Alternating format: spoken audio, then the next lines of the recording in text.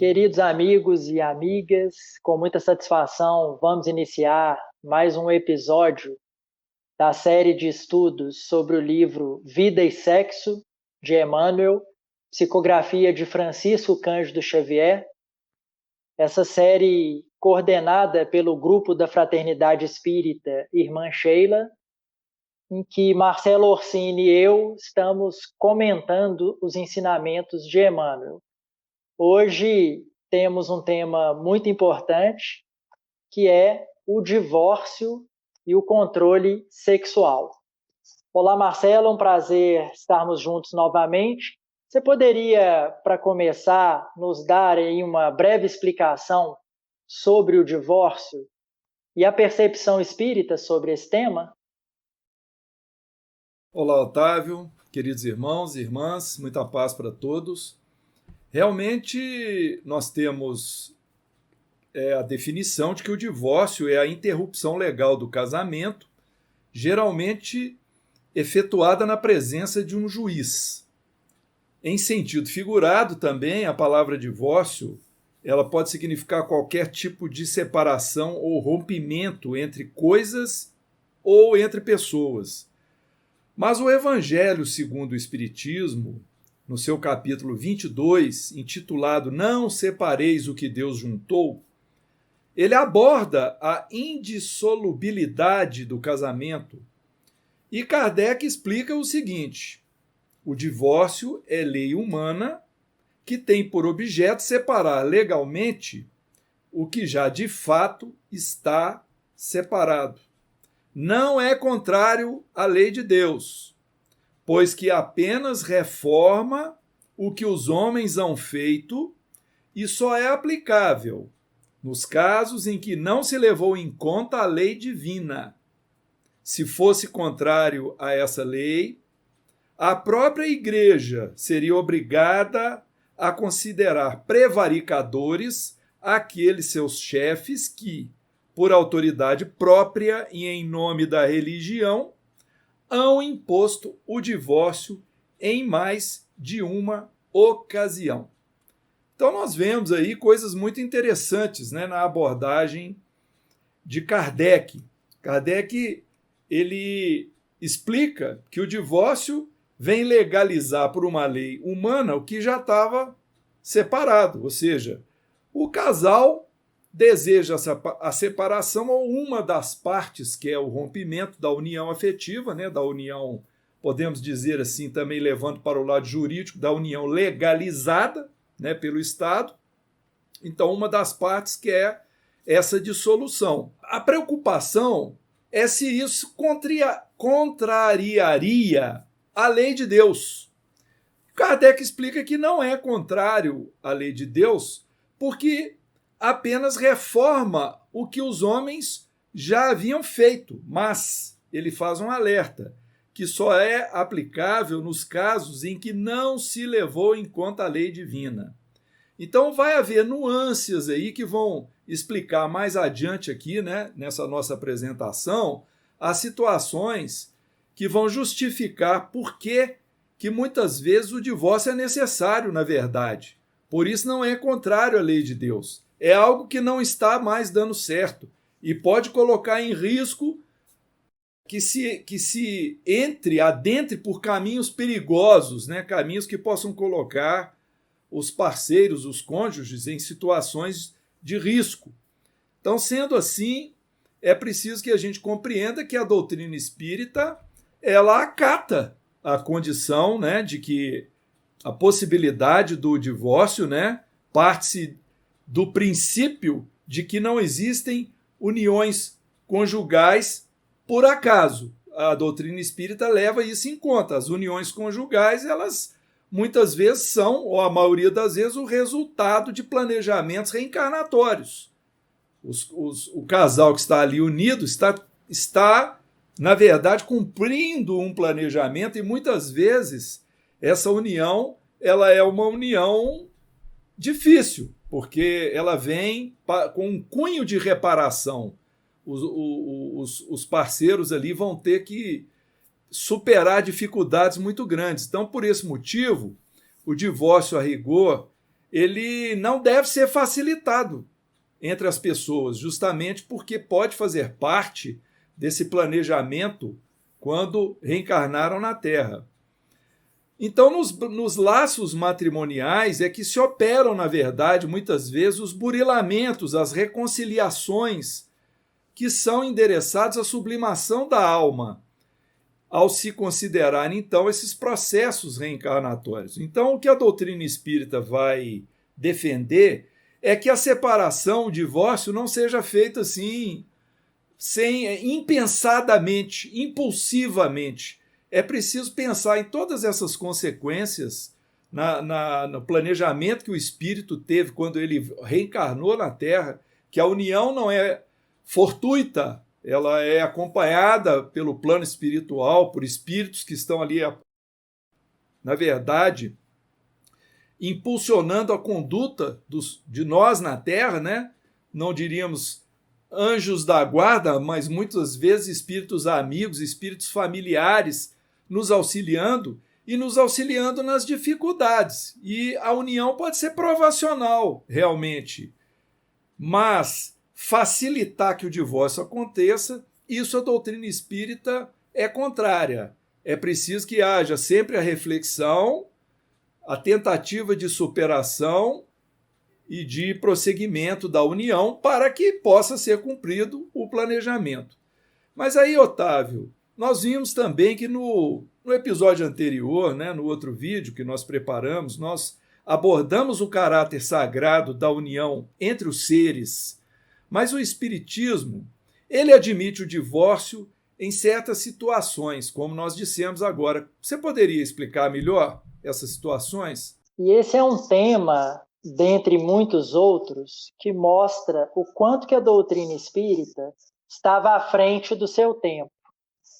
Porque quando Kardec traz esse conhecimento que a espiritualidade superior foi revelando para ele, principalmente no Livro dos Espíritos, depois no Evangelho segundo o Espiritismo, a maioria absoluta dos países, inclusive o Brasil, não existia uma lei humana autorizando o divórcio. Então, os casamentos eram realmente tidos como indissolúveis, na teoria, né? E aí vem a doutrina espírita e fala assim, opa, não é bem assim. A gente não pode interpretar o evangelho do Cristo ao pé da letra. Então, existem, sim, situações em que o divórcio será o caminho melhor ou menos pior para aquela dada circunstância. Claro que, como você bem colocou, que jamais a doutrina espírita vai banalizar o instituto do divórcio. Não. Como diz o dito popular, né? Casamento e mortalha no céu se talha. Então, assim, o casamento não é fruto do acaso. Então, se estamos inseridos nessa condição do casamento, devemos, dentro das nossas forças e possibilidades, lutar pela manutenção do matrimônio. Muitas vezes até uma luta, digamos assim, solitária, porque o outro cônjuge, muitas vezes, pode não estar correspondendo, né, com este mesmo empenho. Então, uma situação é essa, da gente preservar o casamento, se esforçar como quem cuida de uma plantinha tenra ali, frágil, da gente dar o nosso melhor para a manutenção do casamento. Isso é uma situação. A outra é manter o casamento a qualquer custo. Isso a doutrina espírita não vai chancelar. Porque, diz Emmanuel nesse capítulo, ninguém é obrigado a se colocar numa condição de violência, de escravidão. Então, nós temos os dois lados da moeda. Valorizar o casamento, sim, como uma das experiências mais importantes desta reencarnação, mas não entender essa questão de o que Deus juntou, que o homem não separe, ao pé da letra, porque isso seria uma interpretação, digamos assim, infantil desse tema. Então, os casamentos, mesmo que difíceis, que são quase todos, diga-se de passagem, que a gente se esforce para preservá-lo, para mantê-lo, para extrair dali as melhores lições e experiências, mas sabedores que em determinadas situações o divórcio vai se mostrar como um remédio até necessário. E nesse sentido, Marcelo, o divórcio ele pode ter um caráter benéfico em que situações? Sim, precisamos entender essa ideia, né? Quando que o divórcio será um benefício para o casal? Porque, na verdade, nós sabemos que existem as fases, né, da união, aquele momento do sonho, da atração, das expectativas, e quando isso fica muito carregado para o ego, ou seja, o egoísmo, eu querer apenas que a minha parte seja atendida, logo em seguida vem as frustrações, porque a vida a dois, a pessoa também está ali crescendo, né? Ela está experimentando as coisas da vida, ela vai passar por situações inovadoras para ela, novos convívios, situações difíceis de enfermidade na família do cônjuge, para ela própria, questões financeiras. Então, é preciso haver uma disposição de se viver, de se vivenciar também os problemas do parceiro e não entender que é só um momento de sonho, de tudo bacana, tudo maravilhoso.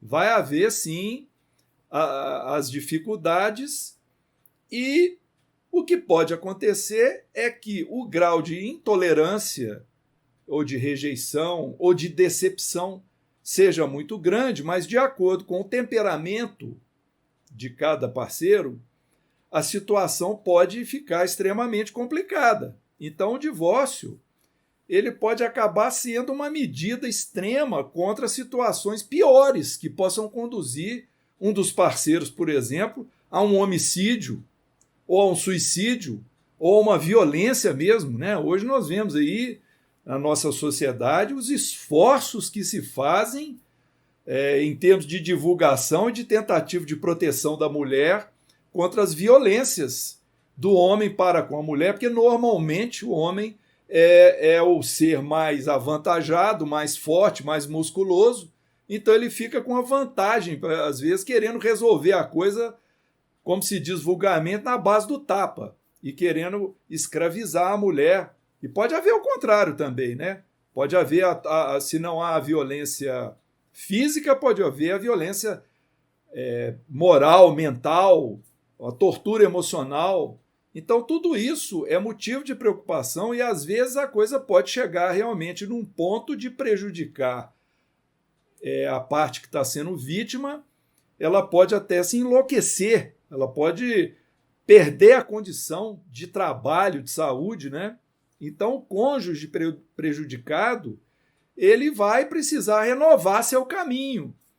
Assim como nós estávamos dizendo, né? Por exemplo, no caso da mulher, houve a criação aí de uns anos para cá das delegacias especializadas, né? De toda uma divulgação pela imprensa de uma forma muito incisiva quando há esse tipo de violência.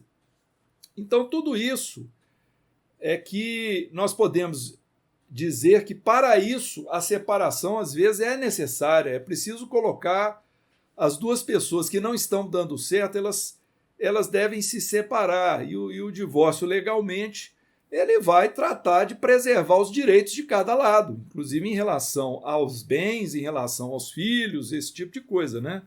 O espírita, diante de um casal que esteja em vias de se separar, ele não deve estimular o divórcio, né? Ele deve, na verdade, reconfortar, reanimar os parceiros, ajudar, né, se for convocado a isso, a fazer assim, ponderações para ver se a coisa pode melhorar, se pode dar certo, né? Porque, como disse o Otávio, escravidão não é de Deus e ninguém tem direito de torturar quem quer que seja. Por isso que, de acordo com a doutrina espírita, o divórcio é realmente admissível nessas situações que nós mencionamos e outras que, porventura, nós não citamos aqui, mas que são plenamente imagináveis, né? Agora, Otávio, como que a gente pode interpretar essa frase que você já disse algumas vezes aí, né, que é a citação de Mateus, capítulo 19, versículo 6, não separeis o que Deus juntou. Ótimo. Como a gente já mencionou, é um pensamento que não pode ser interpretado em sua literalidade.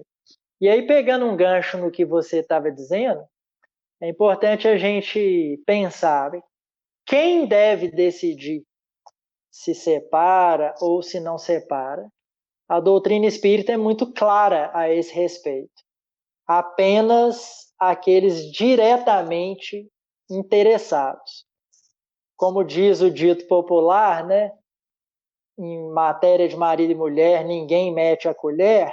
Claro que isso aqui precisa ser interpretado hoje evangelicamente, ou seja, então o homem, o vizinho está batendo na mulher, ninguém vai fazer nada? Não, não é nesse sentido. É claro que nós não devemos compactuar com violência física ou psicológica, mas aqui é em outro sentido. A decisão, efetivamente, cabe a cada um dos cônjuges. Claro que às vezes um de nós, em dado momento, vai precisar de apoio e de ajuda, muitas vezes até especializada, né? Seja de psiquiatra, de psicólogo, etc. Mas o que a doutrina espírita está nos advertindo aqui, como o Marcelo estava dizendo, é para a gente não ficar dando pitaco na vida alheia, porque às vezes nós vamos adquirir débitos e entrar em searas que não são da nossa conta. E aí nós nos lembramos do livrinho Sinal Verde, quando André Luiz vai dizer exatamente isso. Então, eu trouxe uma frase aqui para compartilhar conosco, no capítulo 37, no livro Sinal Verde, o capítulo chama Em Matéria Afetiva, André Luiz vai dizer exatamente o seguinte: respeite as ligações e as separações entre as pessoas do seu mundo particular, sem estranheza ou censura, de vez que você não lhes conhece as razões e processos de origem. Então, é uma advertência bem clara de André Luiz para dizer, cuidado, não fica julgando as relações alheias ou dando pitaco precipitadamente, né? Então, aquele colega que vem nos contar algo, você fala, mas como é que você aguenta essa esposa? Você devia separar? Isso é uma péssima conduta, né? Cabe-nos oferecer ali um ouvido amigo, eventualmente trazer uma palavra de conforto, fazer recomendações do tipo instauração do culto ou do estudo do evangelho no lar, que seria uma ferramenta para auxiliar aquele casal a tentar uma reharmonização do seu lar, etc. Mas não ficar colocando lenha na fogueira, né? Ficar dando razão para A ou para B, porque, como diz André Luiz nesse trecho, muitas vezes nós não sabemos a realidade que vivencia aquele casal. E às vezes o que alguém está nos contando, inclusive, é uma versão, não quer dizer que aquela versão é a realidade. E Emmanuel vai dizer isso com outras palavras. Então ele coloca assim: se não nos cabe separar aqueles que as leis de Deus reuniu para determinados fins, que é o pensamento que está em Mateus 19:6, são eles mesmos, aquele casal, os amigos que se enlaçaram pelos vínculos do casamento, que desejam a separação entre si, tocando-nos unicamente a obrigação de respeitar-lhes a livre escolha, sem ferir-lhes a decisão. Então, Emmanuel está falando exatamente a mesma coisa que André Luiz fala no livro Sinal Verde. Agora, tem uma outra situação, né? E quando a minha esposa quer separar de mim, por exemplo, mas eu não quero? É uma outra situação que muitas vezes no nosso planeta tem terminado nas páginas policiais. E é bom que nós nos eduquemos a esse respeito. Porque se aquele coração que está convivendo conosco, se ele tomou ou ela uma decisão que não é a decisão que a gente esperava e que a gente desejava, claro que até um certo limite, né, de maneira pacífica, é lícito que a gente lute pela preservação do casamento e da união, mas jamais usando da violência física ou psíquica, né? Que muitas vezes a gente tem observado na prática. Ah, se ela não vai ser minha, não vai ser de mais ninguém. É o velho machismo e o patriarcado que a gente ainda traz de experiências pretéritas. Esse é um gravíssimo equívoco. Então, que a gente também tenha maturidade para respeitar a decisão do nosso consorte, mesmo que não seja aquela que a gente esperava e aquela que a gente desejava.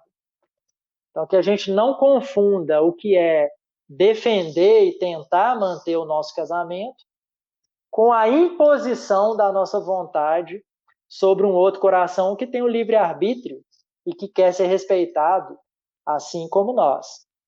Então, é uma reflexão muito importante também. Marcelo, um dos principais motivos da separação de casais é a questão da infidelidade conjugal. Poderia comentar um pouco sobre essa questão à luz do controle sexual? Vamos apelar para Emmanuel, né, no texto que nós estamos analisando. Segundo o Espírito, existe o mundo sexual dos espíritos de evolução primária, inçado de ligações irresponsáveis, que é uma característica desses espíritos mais involuídos, mais atrasados, né? E existe o mundo sexual dos espíritos conscientes, que já adquiriram conhecimento das obrigações próprias à frente da vida. Então, nós estamos aqui repetindo as palavras de Emmanuel para poder tornar a questão com a nobreza que ela merece, né? Porque quando a gente fala de infidelidade conjugal, muitas vezes a gente lembra de piadas, ou até de crimes, de situações grotescas, mas o Emmanuel está analisando em termos da evolução do espírito. Então ele cita primeiro os espíritos de evolução primária, ou seja, aquele grupo onde se encontram homens e mulheres psiquicamente mais ligados, como ele diz, à selva, ou seja, ao silvícola, ao momento primitivo do homem, remanescentes próximos da convivência com os brutos, como diz o espírito, né, que é o autor do livro. São pessoas que se mantêm fixadas à poligamia, às vezes desenfreada. Então é o sexo, pelo prazer, sem preocupação com a união, com o respeito, com tudo que nós temos dito. Porque o apelo da atração sexual muitas vezes é imenso e a pessoa não consegue praticar o jejum, né? Abster-se de tentar relacionar-se com outra pessoa, já que ele tem uma como parceiro definitivo. Então ele vai pensar, eu já enjoei disso aqui, eu quero experimentar uma coisa nova. Então é um pensamento ligado ao bruto, à matéria, não um pensamento ligado ao espírito, às coisas divinas e superiores. Então isso vai determinar a faixa em que o espírito se encontra, esse tipo de pensamento. Então, esses que estão mais atrasados, segundo Emmanuel, eles somente despertarão para as noções de responsabilidade no plano do sexo através de experiências múltiplas na fieira das reencarnações. Então, muitas vezes, vai acontecer, inclusive,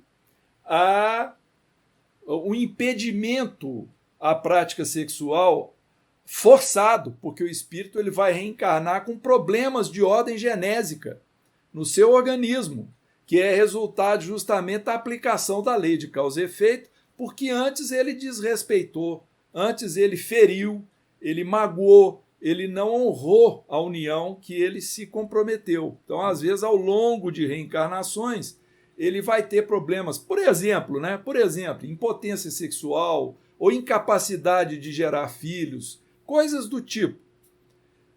Esse seria, então, o primeiro grupo que nós estamos analisando, né, de acordo com Emmanuel. Aí vem o segundo grupo, o grupo das criaturas conscientes, espíritos iluminados pela verdade, estudantes da lei do destino à luz da imortalidade. Olha as palavras de Emmanuel, né? São detentores da visão panorâmica dos deveres que nos competem diante de nós mesmos e procuram elevar os próprios impulsos sexuais, educando-os pelos mecanismos da contenção, tema que foi abordado no episódio anterior, que nós dissemos a respeito da abstinência e do celibato naquelas situações de própria escolha, né? Então, observa-se, no entanto, que falar de governo e de administração no campo sexual, aos que ainda se desvairam em manifestações poligâmicas, seria exigir de um silvícola encargos que seriam atribuíveis a um professor universitário. Por isso, é justo que alguém se detenha nesse ou naquele estudo alusivo à educação sexual somente com as pessoas que estejam em condições de entender a mensagem, essas reflexões nesse particular. Ou seja, quando você vai tentar explicar isso para uma pessoa que está muito apegada, né, às questões passionais, às questões materiais, é difícil ela compreender esse discurso falando de situações elevadas, à luz da imortalidade, da verdade. Isso realmente exige um nível de sensibilidade muito grande. Mas Emmanuel trouxe para nós aí esse entendimento, né? Por que a infidelidade conjugal ela funciona mais no campo das pessoas que estão ligadas ao primitivismo, à materialidade, à prática sexual prazerosa, sem nenhum comprometimento de responsabilidade com os sentimentos e o respeito, né, com o parceiro.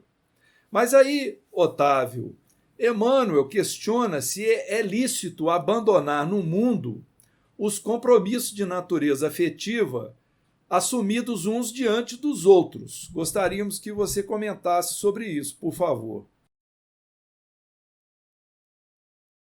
Esse é um ponto central, né, e que a gente tem que pensar muito antes de tomar atitudes com esse nível de seriedade, porque, como desde o prefácio do livro Vida e Sexo, Emmanuel vai trazer, a questão aqui ela é de responsabilidade, né? Então, tudo tem consequência. Podemos exercer o livre-arbítrio e pular fora de um compromisso? Sim, mas isso trará consequências. Porque muitas vezes, além do casal, né? Porque na união permanente entre dois seres, qual o papel central de cada um? É ajudar a manter o equilíbrio, a harmonia. E muitas vezes, quando abdicamos desse compromisso, nós vamos lesar o outro de maneira grave, podendo culminar em loucura, depressão, suicídio, etc. E a espiritualidade sempre vai nos dizer que ninguém lesa ao outro sem lesar a si mesmo. Então, isso é seríssimo. Mas não bastasse esse compromisso entre os dois seres, quase sempre existem também os filhos. Então, nós, para tomarmos uma decisão dessa magnitude, não podemos pensar só em nós, e nem só em nós e naquele outro coração, mas também quando tem filhos, e é muitas vezes existem filhos envolvidos, nas consequências desse abandono de um compromisso perante os filhos.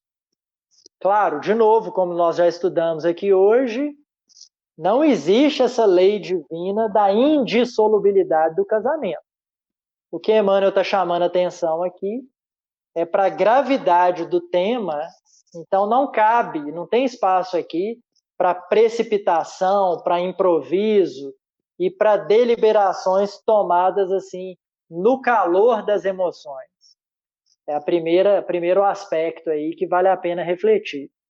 O segundo aspecto, Marcelo, fundamental, é que esse abandono ele é provisório. Outro dia estávamos conversando sobre isso, né, com uma pessoa amiga, mas que não é espírita,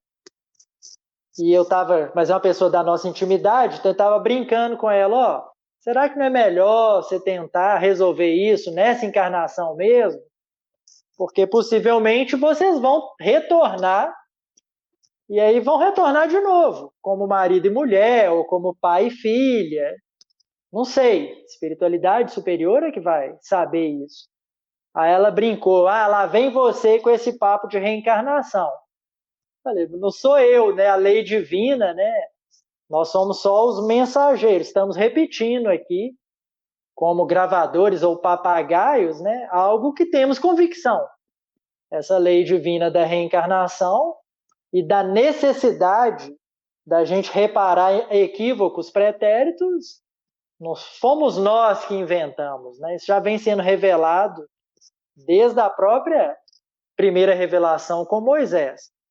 Então, esse abandono, ele é provisório, ele terá que ser retomado em algum momento. E quase sempre, se nós agimos agora de uma maneira precipitada e irresponsável, quando tivermos que retomar esse compromisso, quase sempre vai ser numa condição mais grave, mais dolorosa e mais complexa. Então, vale essa reflexão também antes de tomarmos esse tipo de deliberação, porque são decisões sérias e que trarão consequências e que teremos que retomar daqui a 5 anos ou daqui a 100 anos, né? Aí não nos cabe ficar tentando adivinhar isso, mas a certeza é que teremos que retomar este compromisso que foi abandonado. Marcelo, em todos os casos, a culpa de uma deslealdade vai incidir sobre o parceiro infiel? Pois é, Otávio, é um ponto interessante, porque Emmanuel ele aventa a hipótese de que um dos parceiros terminou por estimular ao outro que ele queira separar ou que ele fuja às responsabilidades que ele deveria ter na união. Então vamos ler a colocação dele para a gente compreender melhor. Ele diz assim: considerado o exposto, os participantes da comunhão afetiva, conscientes dos deveres que assumem, precisam examinar até que ponto terão gerado as causas da indisciplina ou deserção naquele ou naquela que desistiu da própria segurança íntima para se atirar à leviandade, ou seja, abandonou o casamento e foi fazer o que não devia, trocando para termos mais vulgares, né? Prossegue Emmanuel: justo ponderar quanto a isso, porquanto em muitas ocorrências dessa espécie, não é somente aquele ou aquela que se revelam desleais aos próprios compromissos o culpado pela ruptura na ligação afetiva, mas igualmente o companheiro ou a companheira que por desídia, ou seja, desleixo, ou frieza, mesquinhez ou irreflexão nos votos abraçados, induz a parceira ou o parceiro a resvalarem para a insegurança no campo do afeto, atraindo perturbações de feição e tamanho imprevisíveis. Ou seja, muitas vezes existe o cônjuge que está cometendo o ato da deslealdade, o abandono, a união, as responsabilidades, mas ele foi estimulado pelo outro a fazê-lo de uma certa forma, porque recebeu desatenção, recebeu algum tipo de maus tratos, indiferença. Então, o outro lado da questão procura satisfazer-se, fugindo aos compromissos do casamento. Não estamos dizendo que está justificado. Estamos apenas mostrando que Emmanuel está aventando a hipótese que muitas vezes a coisa não é só, a culpa não é só daquele que está praticando a coisa de forma ostensiva, né? O desrespeito aos atos que não deveriam ser feitos durante a união, mas existe aqueles atos subliminares, aqueles que não ficam evidentes, mas que estão ocorrendo ao longo do casamento. Então isso é muito interessante, a forma como Emmanuel nos traz, né, essa questão, que nós devemos, então, refletir com bastante calma, né, com bastante interesse nesse tipo de coisa, para saber até que ponto eu estou sendo a pessoa que estimula a minha parceira ou o meu parceiro a abandonar o casamento, né? Agora, Otávio, para a gente então encerrar esse capítulo, considerando tudo que foi exposto, nós gostaríamos de saber de você como que a doutrina espírita pode então auxiliar o casal que está em eminência de separação sob o ponto de vista de cada uma das partes. Ótimo. E a gente percebe que a doutrina espírita tem muito a auxiliar e o movimento espírita também tem muito a contribuir. Primeira coisa é acolher e não julgar. Então, não nos cabe, por exemplo, num atendimento fraterno ou em outros instrumentos de auxílio que as casas espíritas têm, tomar partido, defender A ou B, mas sim, através do Evangelho e da doutrina espírita, mostrar ali, ou para um que procurou, né, a casa espírita, ou para os dois, se for possível, que existem ferramentas práticas de auxílio. Culto no Evangelho no Lar, como já foi citado, tratamentos em reuniões mediúnicas, porque a gente também não pode esquecer que as influências espirituais nos cercam o tempo todo. Sejam as benéficas, sejam aquelas de inimigos do passado. E muitas vezes nós temos adversários que estão ali tentando separar o casal, tentando atrapalhar a experiência reencarnatória.